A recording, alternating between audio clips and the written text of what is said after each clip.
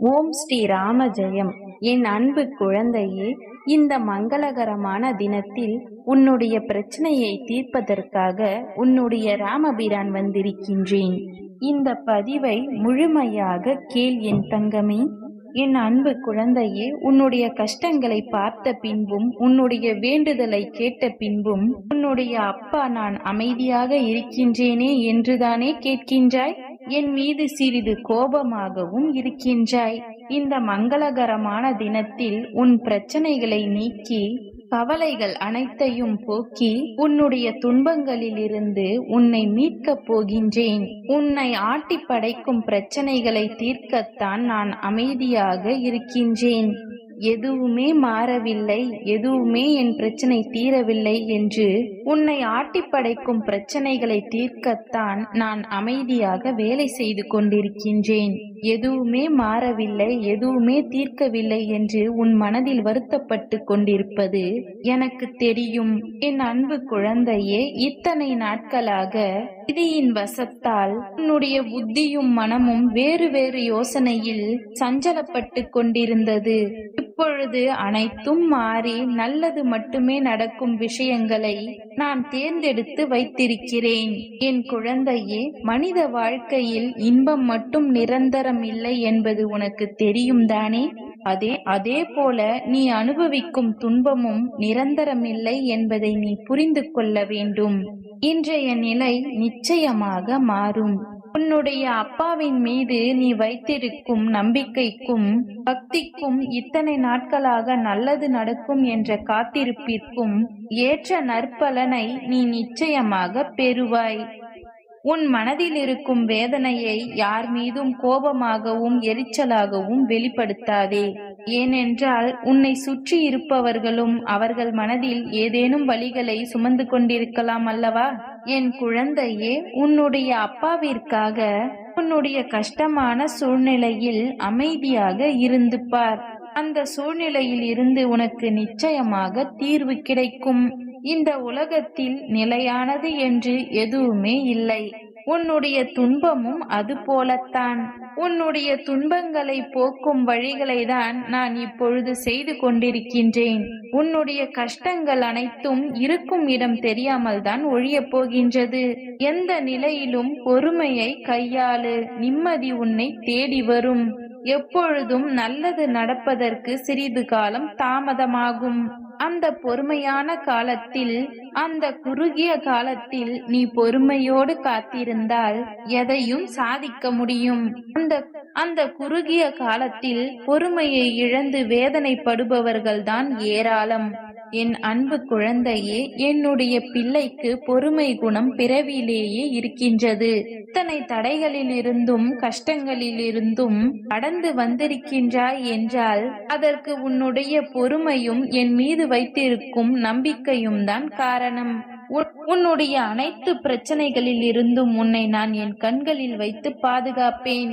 உன்னை தாங்கிச் செல்ல நான் இருக்கின்றேன். நீ எதற்காகவும் கலங்காதே என் செல்லமே. உன்னுடைய அப்பா மேல் வைத்திருக்கும் நம்பிக்கைக்கு என்றுமே கலக்கம் வராது. என்றும் அவசரப்படாமல் பொறுமையோடு இரு. அவசரப்படுவதால் நிம்மதி மட்டுமே தொலையுமே தவிர பிரச்சனைகளுக்கு தீர்வோ கஷ்டத்திற்கு முடிவோ கிடைக்காது. அதனால் பொறுமையாக இரு.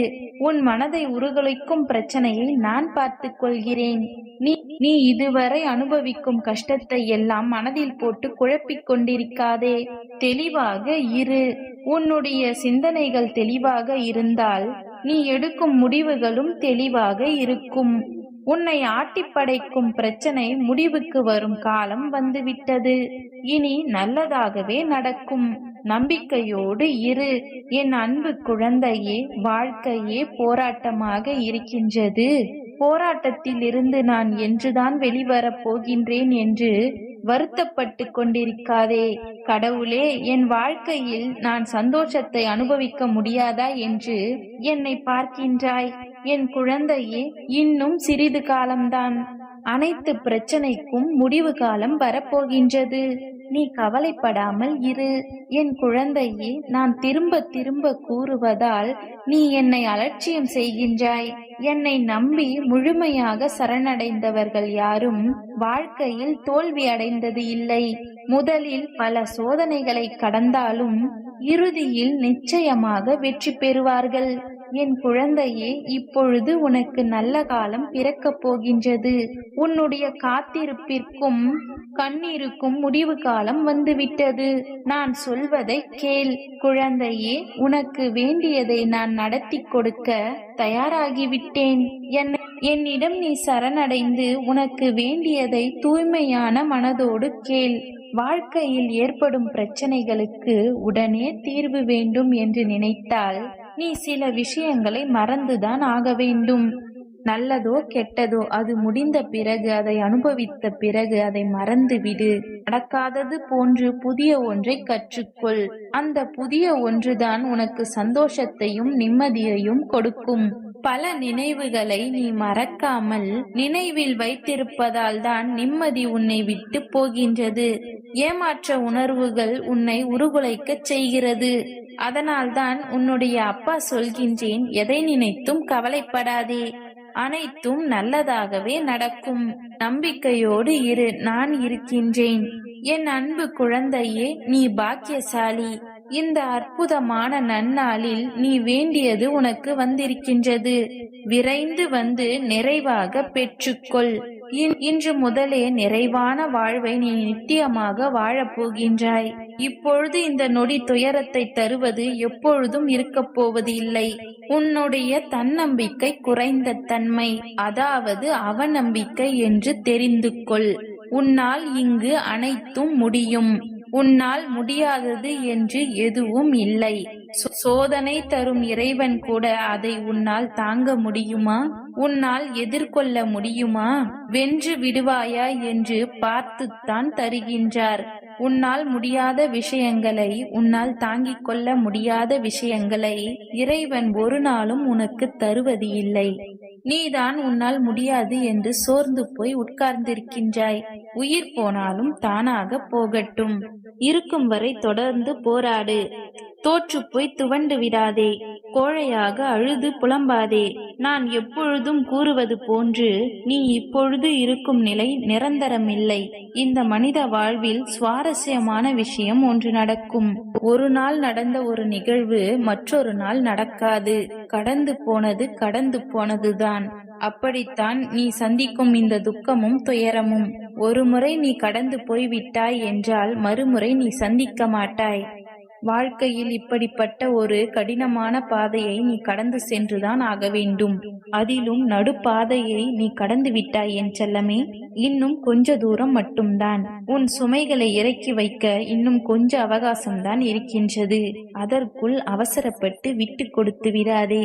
எத்தனை துன்பங்களை நீ சந்தித்தாலும் நீயும் பாக்கியசாலியே.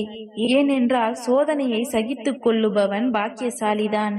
ஏனென்றால் நான் சோதனை காலத்தில் அவனோடு நிறைந்திருப்பேன். பிரச்சனைகளை எதிர்கொண்டு போராட துணிந்தவன் யுத்த களத்தில் அவன் சார்பாக நானே நிற்பேன். இப்பொழுது புரிகிறதா? நீ வாழ்க்கையில் பட்ட அவமானமும் கஷ்டமும் வீண் போகவில்லை. எல்லாம் புண்ணியங்களாக உன் கணக்கில் சேர்த்து வைக்கப்படும்.